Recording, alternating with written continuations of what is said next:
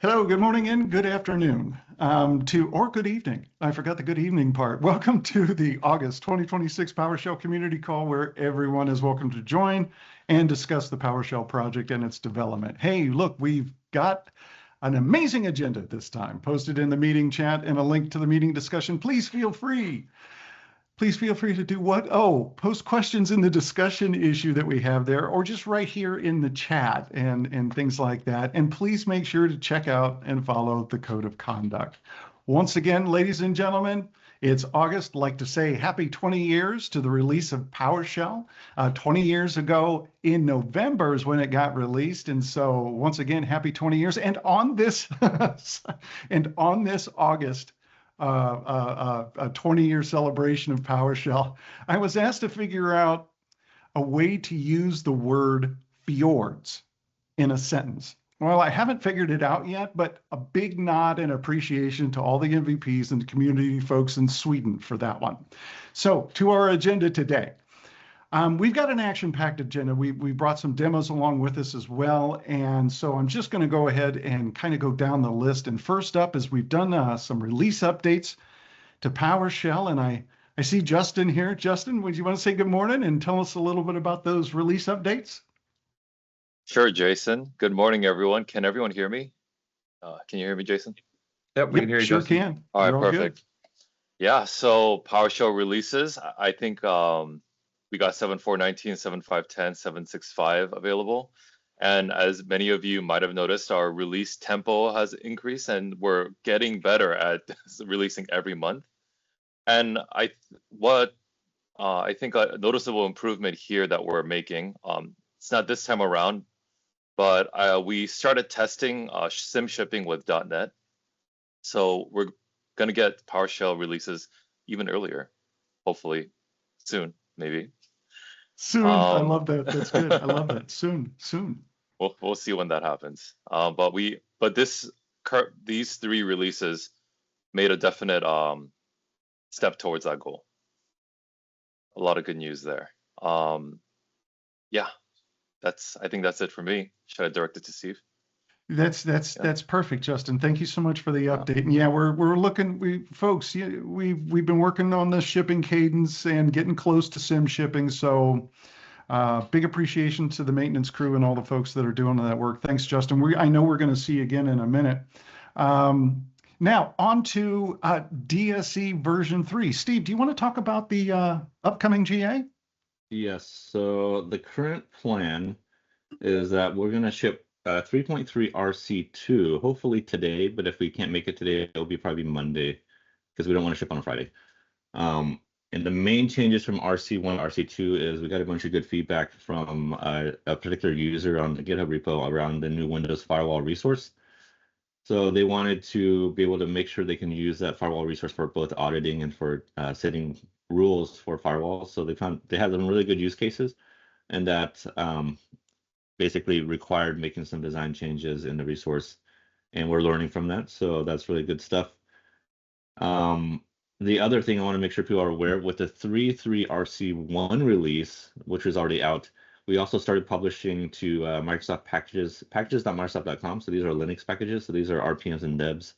So if you're on Linux, you're trying to use DSE v3, you should pick it up from packages.microsoft.com going forward, or you can always, of course, get the tar gzip packages from our GitHub repo. The other thing I want to bring up real quick, and I can share my screen, is while 3.3 heads towards GA, hopefully early September, early to mid-September, we are already talking about 3.4 within the DSE working group. So if you go to the repo, which should be on the screen now, we already have a bunch of issues that we've tagged as milestone 3.4 approved. So these are all the things that are currently being planned to be invested into as part of the 3.4 release. Again, we don't have a specific date of when 3.4 gets shipped, but roughly we're roughly in line with about 6 months for new versions. So some things I'll just call out here is there's some fundamental stuff, like you can see all these things tagged as open telemetry.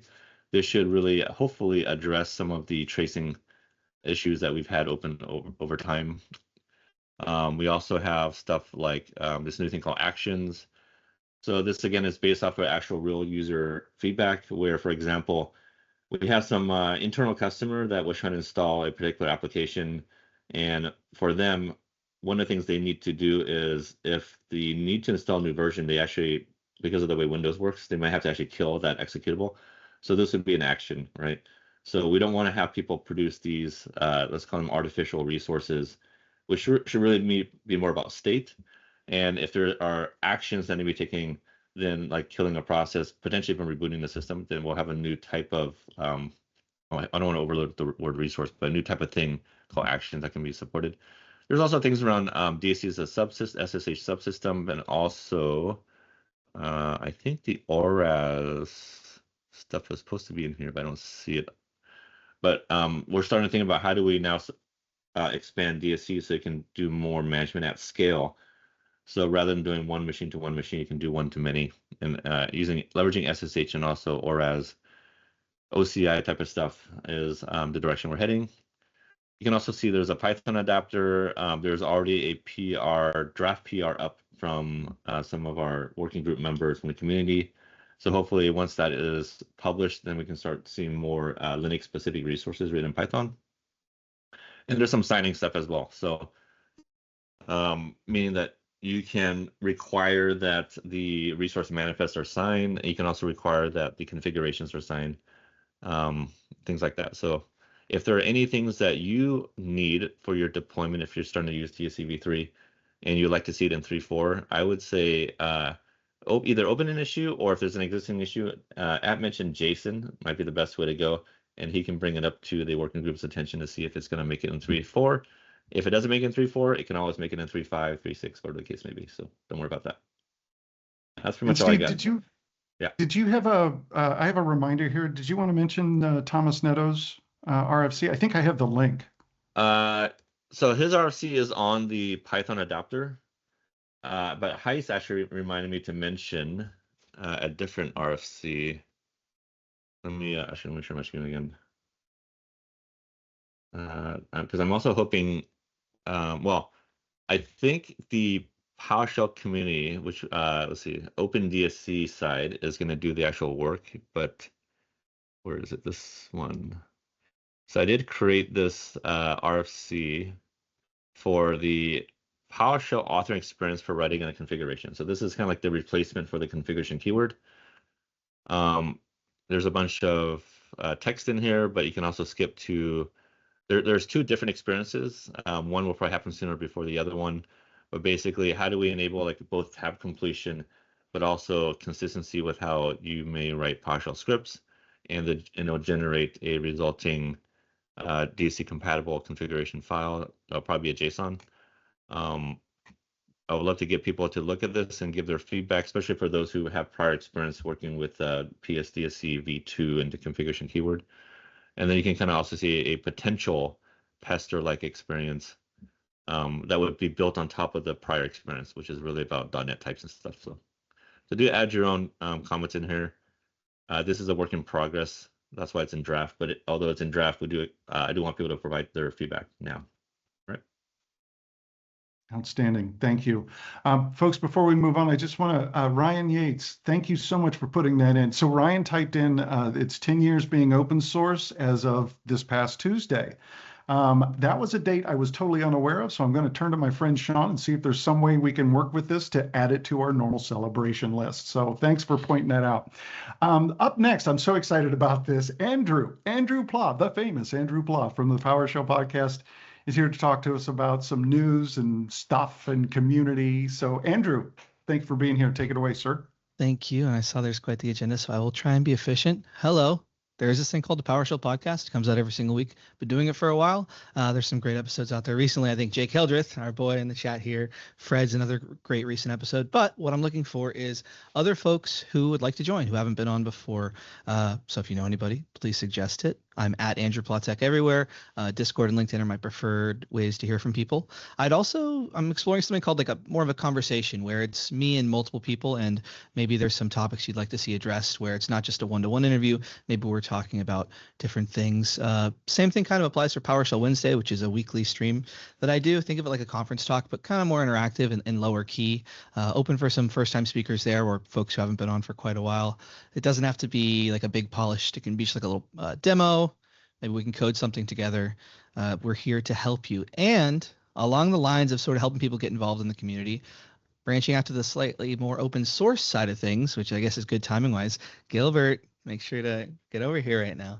But PowerShell.org, we have this new stewardship program for open source projects. So if you've been around PowerShell for a long time, you've probably seen some great projects pop up, and they've received a lot of passion and support. And, as time goes on, like any kind of project, maybe the maintainer moves on or has other priorities. And the plan that we have, and we have been going forward with it. Gilbert, you here? You ready to speak to it, my friend? Or you want me to just roll? Yep, I'm here. Yeah. What are we up to? So we announced this back at Summit this year that we are starting this revival program. So we've set up sort of a governance model to try to figure out how to best continue to support community modules that are super important to the community, that the maintainer maybe is busy and they can't get to it, or maybe they've moved on from the language, or life happens, right? So we were able to bring on PS Depends. Plaster is an example of something like that. Plaster saw a new version. PS Depend V050 came out the last 2 weeks, if not sooner potentially. And that's gone well. Andrew recently is going to start stewarding the PS Cohen's module. And we have another one, PS Build Helper, which is also going to get stewarded. But this is essentially a call out to folks to, if you see modules you'd like to get kind of revived and where you want to help participate, we're looking for stewards. So people who want to take on the work of managing, not steward to steward. And so a steward is just essentially like a project manager. They don't have to be the person who does all the work. And so, don't worry if you're not super technical and you're scared of maybe getting into the weeds of the code. If you want to just, help manage, or, and again, there are other stewards who are there to support you. So we're trying to make sure we create, all the playbooks and templates to make things as easy as possible for everyone. And we're also doing things like identifying easy to solve, or good tasks for new users or new contributors. So if you have questions or anything, just feel free to reach out. A steward. Sorry, Gilbert, this sounds fantastic. This is great news, and I can see a lot of benefit here. So if I wanted to sign up, who do I reach out to? So we actually, if you go to PowerShell, github.com/PowerShell.org, we have a link on the README, which I'll throw in right now. On there, we kind of talk about sort of the bar that we're looking for new modules, but you can kind of see like what we expect from stewards, what we expect from maintainers, how the entire governance is kind of spelled out there to make sure that it's very clear. But the main thing is that we want to give people support, right? We just want to make sure that people feel supported and are successful. So that's great. That's fantastic. Thank you. And yes, I'm looking forward to the link. Cool. Is that it, Andrew? You got more? That's it. That's it. Well, thank you very much, sir. I hope to see you more in the future. Thanks for your time. Absolutely. Thank you. So, folks, as we move forward, I'll just say it. I organized the agenda in an incorrect order. So what I'd like to do is, before we get to the demos, and we got about 3 demos, and we're going to do those for you. Before we get there, I'd like to turn to Anam and Sean and see if we can do their thing. So, Anam, can we talk about the PMC package update for, and Sean keeps correct, Ubuntu? I keep spelling it wrong, so... Yeah, hey everyone, glad to be here again. I just had a quick announcement for packages.microsoft.com, or PMC. So with the upcoming 7.7.0 Preview 4 release, PowerShell will now have a package published to the Ubuntu 26.04 repo. So we'll support Ubuntu 26.04 going forward from the PowerShell 7.7.0 preview releases and onward. So yeah, just that short and sweet update. Thanks, Jason. That's perfect. Thanks, Anam. And Sean, while we're here, do you want to give us a docs update? And oh, did you see that thing by Ryan Yates? Can we write that down? You're on mute, my friend. Yeah, I did see Ryan's note. I'm not sure where we'd put that, but we can chat. So let me, not a whole lot to talk about new content and docs, but in the past month, we've been focused on updating the release documentation for the new releases. Not a lot of big changes there. Done more cleanup on the script analyzer rules. I'm really pleased with how things are going there. Every rule now has a section that talks about configuration. Even if the rule is not configurable, there's a configuration section that tells you that.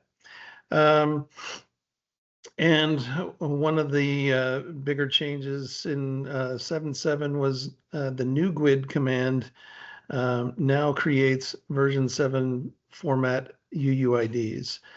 Technically, this is a breaking change, but in practice, it shouldn't affect anyone. The benefit of version 7 UUIDs is that they are time sortable, so they make good values for indexes and databases and things like that. So it's a nice update there. Previously, in older versions, still create the version 4 IDs, which are completely random, but because they're completely random, they're not good sortable, indexable entities. So again, call out a couple of contributors.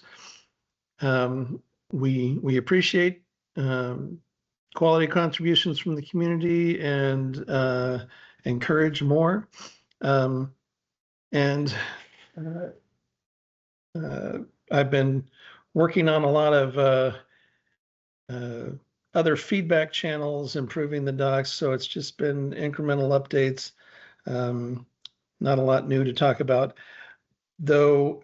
I just did an overhaul of the, what is it, about the PowerShell config, where clearer information about the scope of the settings in the config file.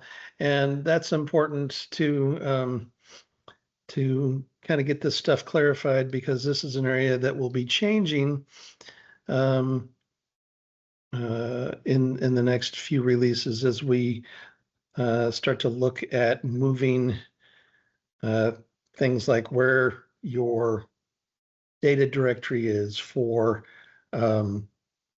your modules and profile scripts and all that, get it out of documents folder and make it relocatable. So anyway, that's all I had. Well, that's awesome, Sean. And you all saw it. It's been recorded. He kind of blew me off on that thing about, well, we'll figure it out. So folks, let's go ahead and move to the demo phase. And Justin's going to come back, and he's got a couple of interesting demos that I've been really fascinated to see on customizable user scoped PS content path and on PowerShell configuration with MSIX. So Justin, you want to take charge? Take it away. Yeah, that's a perfect place to leave off of where Sean was talking about. Yeah. Customizing where our user scope modules can live. And let me see, I have like 3 different PowerShell instances open, and I want to share the window only. Let's see if I get the right one. Okay, I think this is the right one. Can everyone see my screen? Yay. So what I'm doing, this is a custom built local PowerShell that I built off of the PR that's open currently on GitHub. It's been there for a while, and we've been deliberating like what the best way to approach this is. And I just want to show off some of the features that I've been working on in this effort to give power to the users to have a say in where their user scoped PowerShell contents lie. So we're introducing a commandlet here, get PS content path. It's currently only user scope, so this will always return the user scope. I think there's plans to maybe expand on that further. But here it is a directory info object, and it has two important fields, full name and config file. The directory info object, unfortunately, doesn't really show the full name very well in that table, so I'll just show it here. So right now my PS content path is set to app data local PowerShell. Now the code change routes everything, the scripts, the modules, the profile, and the help for user scope things all through this one location. And that location lives in the config file. The config file, as you can see that it is also in that area. That's going to be a manual move. I moved it manually over there, and currently my setup is, or I moved it manually there for the demo. My current setup is not this yet, but yeah, let's see. Let's see what that content looks like. Get content, yeah, something like that. So right now that config file looks like this in app data, and it is showing an execution user scoped execution policy remote signed, and the experimental features will be there. And this is where the PS user content path is going to be read from that config file. So we also are introducing a set PS content path.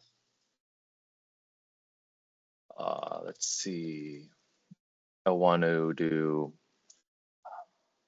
my documents. I think that's where it lived before. Maybe like somewhere like here.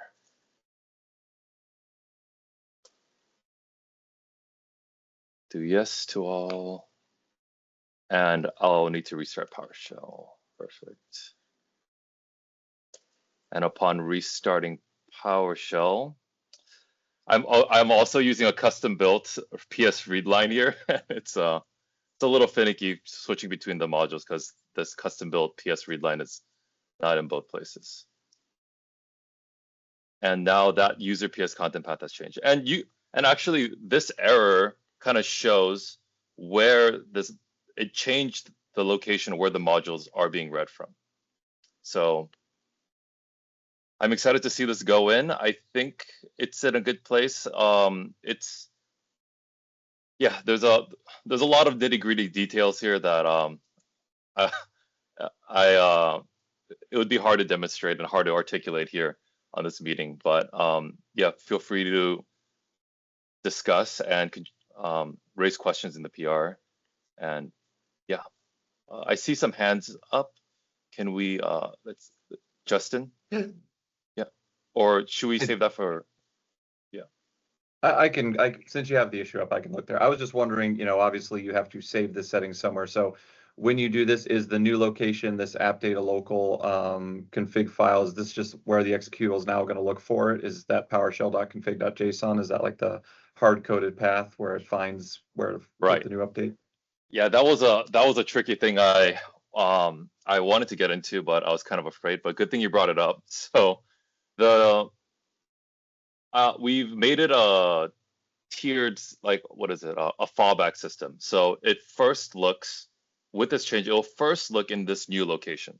And of course it won't be there because we don't migrate it for you. And then it will look in the OneDrive location, this path here. And then if it doesn't find that, it'll fall back to and if your config also isn't there, then it'll fall back to the defaults, which we are changing to app data. But most likely your config should be there. Folks, feel free to type in Yeah. questions as well so Yeah. that Justin can And- answer. He's got another demo he's going to go do, but feel free to type in questions on this. What I Yes. really like is how demos sometimes, show the cool stuff. So you obviously now know we're working on something with SQLite. Thanks, Ryan. Yeah.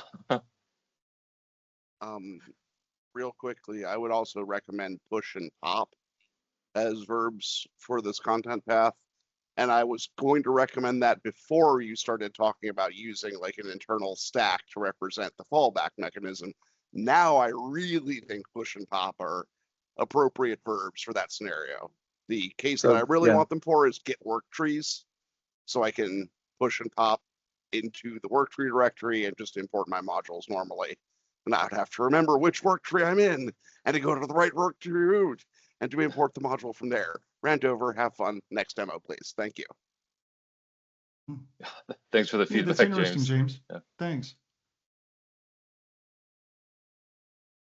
Go ahead, Justin. Go ahead and go with your next one. Oh, okay. Yeah. I just was not seeing the hands down. Okay, so the next one is, let's see if I could get the right one first. Okay. I'm not sure why, but this one is a little, okay. Can everyone see my screen? It should be an admin. I'm running as admin here. So if you see the location of where I am, this is an MSIX installation of PowerShell. And amongst many things that are broken with MSIX, it's PS Home, which is the machine-wide files, are not configurable. So I'm going to demonstrate that. I think maybe some people don't know. Whoops. Oh no. Okay. So if I do this command, set execution policy, local machine, if I just try to do that, okay, there we go. So I'm getting denied access to the path there, even though I'm running as an admin. So this is one of the problems we're trying to solve with this PR.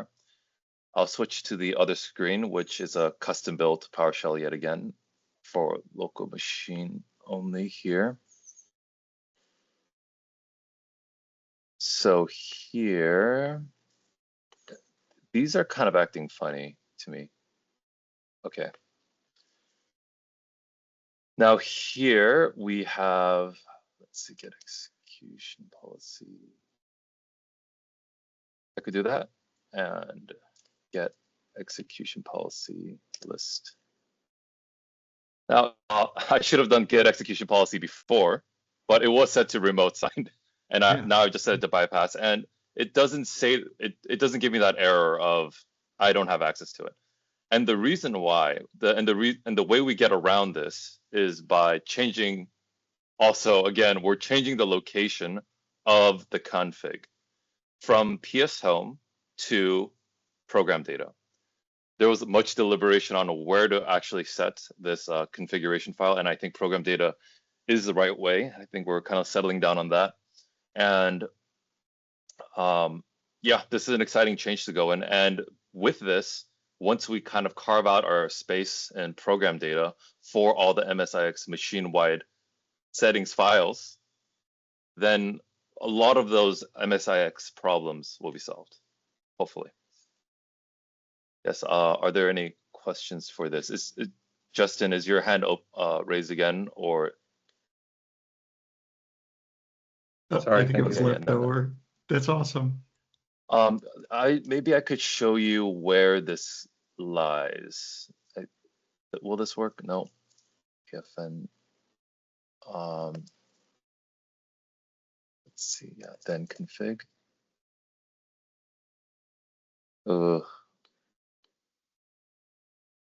Maybe. Well, anyway, I think that is all for me.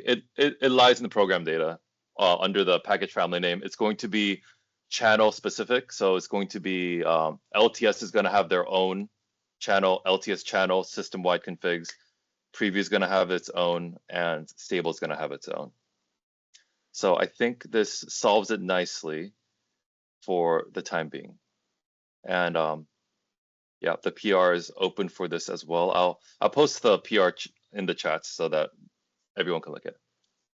That's awesome. Thanks, Justin. That's fantastic. So folks, obviously our team is doing some work around MSIX. There are also several other teams doing work around MSIX. We have a master MSIX tracking issue that's available on GitHub. I'll go find the link and put it back in here. I think I put it in a couple of times already. And so Justin is demonstrating some of the things that we've been working on to solve for PowerShell with MSIX. We look forward to your inputs on the PRs and the future work. Thanks, Justin. It's looking great. Really interested in your SQLite thing. Maybe you can come back sometime and talk to us about that. Oh yeah, that one's, I think, a much more fun demo. Yeah, that'll be fun. There you go. There you go.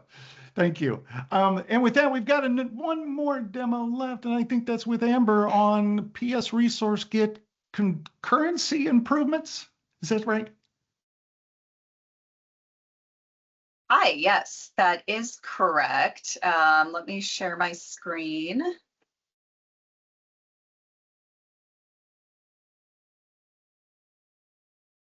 Okay, awesome. So I'm just going to talk a little bit about some of the concurrency improvements that we've been working on in PSResourceGet for the last couple of months. Right now with the latest release, 1.3.0 Preview 1, we do have like a small subset of the concurrency changes that are complete. And that specifically is improvements or concurrency for package dependencies, specifically for V2 servers. So that would be, primarily the PowerShell gallery, or you can interact with some other servers with the V2 APIs. So right now that is out again in 1.3.0 Preview 1. But since then, we've actually made improvements so that concurrency applies to all servers, and that parent packages also both find and install concurrently. So I wanted to show some times for that and talk just a little bit about that. So this is our last stable release, 1.1.1, and what I've done here is just like chose a couple of commands. Find, for example, for AZ, just because AZ is a single package that has a ton of dependencies. I think it's like somewhere just over 100 right now. And with our latest, our latest stable, finding the AZ module and the dependencies took almost 1 minute. Installing all of the AZ modules, parent package and dependencies took just over 3 minutes, 3 minutes and 32 seconds. With these new concurrency improvements, we got down so that finding the AZ module and the dependencies takes like almost 6 seconds, just under 6 seconds. And installing all of these modules takes about 1 minute and 17 seconds. So that's been a huge improvement that we're really excited about. Again, that's kind of just one parent package. So this is something that you can kind of like test out with the 1.3.0 Preview 1 release. Since then, we've added the concurrency to parent packages. So this is just one example of some popular modules. Finding these modules now, some of these don't have any dependencies and some of these like have a few dependencies. That took about 3 seconds, a little over 3 seconds. And with the changes, that took like roughly half a second. So that's been a pretty big improvement as well. Installing all of those modules took almost 35 seconds previously with 1.1.1. Not as big of a perf improvement here, but it did take a little bit less. So we're really excited about these changes. Obviously, it's going to impact like some situations a lot more than others. And everything is still kind of contingent on server side performance as well. I did kind of want to run tests so that I could get the average of like 10 or so runs, but didn't really have enough time to do that before this demo. So couldn't get a little bit more accurate measurements for everything, but this gives you a really good idea of kind of the perf improvements that have been made. And I will say a lot of this, it's definitely adding concurrency, but we've also made some like minor tweaks to help with perf improvements. Two of the big things are caching dependencies, which is why when a package has dependencies, there is kind of a more significant perf improvement there. And the other big thing is caching network calls. So those two things have also significantly helped with the performance. So please try it out. We should get a release out like in the next few weeks or so. I'm not sure when exactly that'll happen, but very soon. And would love to get feedback on this, especially if you encountered any issues with 130 preview 1, because again, we've kind of made some tweaks from that and added more functionality. So hopefully any bugs there are fixed now. Wow. My mind was so blown. I didn't actually hear when you said you expected to see these updates roll out, but I think you just said in a few weeks. A few weeks. Yeah, hopefully in a few weeks. Yeah, that's really amazing. It's great improvements. Thank you so much, Amber. Really appreciate it. Thank you. And with that, folks, we've managed to come to the end of another wonderful community call. Now, if you still have some questions, feel free to type them into the chat. We'll go through and drop some answers in there. And also look out for the recording. Should be up. I always say 2 weeks, but I actually try to do it in about 2 days. So look for the recording, and we look forward to seeing you next month for the next community call. So thanks, folks. Thanks for joining us. Oh yeah, Ryan, go ahead. Just very quickly for the recording. There was a typo squatting attack this week that was a lot of modules were published to the gallery. I reported this after somebody had tweeted it. So if you are one of these people that are like me and accidentally mistype things from time to time, just be careful of what you are downloading from the gallery, because the packages could have been credential stealers, I think it is, and I've added into the chat the other package managers that were attacked as well, which is npm and Ruby. So we can kind of get you know, the funny hat on our head of, yeah, we're worth attacking, if that makes sense from it. But yeah, I want to just call out Maurice and J.E. Cloud for his tweet the other day that led me to ping the team about this. Hey, thanks, Ryan. I appreciate the awareness, especially since I'm a lousy typist. Just ask Sean, or anybody else on the team. So thank you. Appreciate the. I can't type notice either. We're in the same boat there, Jason. Yeah, there we go. All righty, folks. Once again, thank you so much. Have a wonderful month and look forward. Yeah, let me just respond really quick. Thanks, Ryan, for bringing that up. Like, just to be clear, the PowerShell Gallery team is working through that situation and also future ways to remediate it so we don't have it happen again. Cool. All righty, folks. Thank you very much. Have a wonderful month. Look forward to seeing you next month. Cheers.